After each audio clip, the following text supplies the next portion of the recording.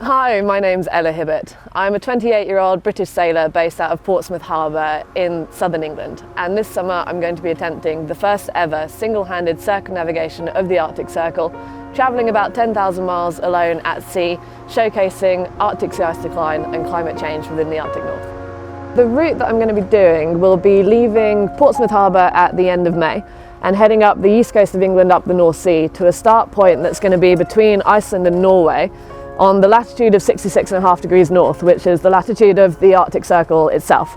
I'll then be heading around northern Iceland before going down the east coast of Greenland and around southern Greenland.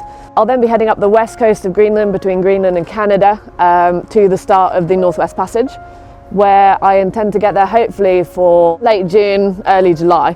So I'll then be going through the Northwest Passage, which we call the Northwest Passage, but there's 7 or 8 different routes through the islands north of Canada to get you out the other side to Alaska. So picking and choosing my routing through there depending on the ice that we're seeing at the time.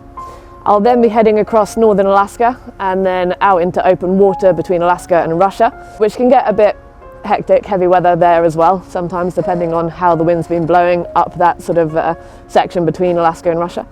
And then into Russian waters, which from the research I've done, other than heavy ice, should be quite pleasant sailing. So that should be quite nice. Russia is almost a third, a bit more than a third actually, of the circumnavigation itself, so that will take at least a month. And then I'll be heading out of Russia towards the top of Scandinavia, so Norway, in between Norway and Svalbard, which is where I sailed to last year, across the Barents Sea, back to my start point between Norway and Iceland, and then back down the east coast, back to Portsmouth, hopefully for my birthday on October 21st, but we'll see. I tend to shy away from talking about this being a world record and a world first because it's going to be such an uncomfortable sort of bittersweet record to achieve.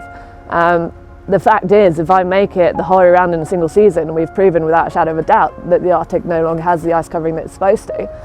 And that isn't something to be celebrated when I get back. So it's not going to be like the Vendée Globe boats that you see setting off their flares when they cross the finish line, because there's going to be this very bittersweet element to actually succeeding in the expedition itself. When I get back from the expedition, probably not directly after, but hopefully spring 26, I'm estimating at the moment, I plan on auctioning Jeva at an event that will be held here in Haslam Marina and donating all of the proceeds from the auction to 2 charities fighting hard to conserve the future of the Arctic, who are Polar Bears International and Ocean Conservancy. You can follow the journey online at Ella in the Arctic, social media and website. You'll be able to see on my website a tracker that will go live when I leave, where you'll be able to check in every day where the boat is and follow me around that way as well.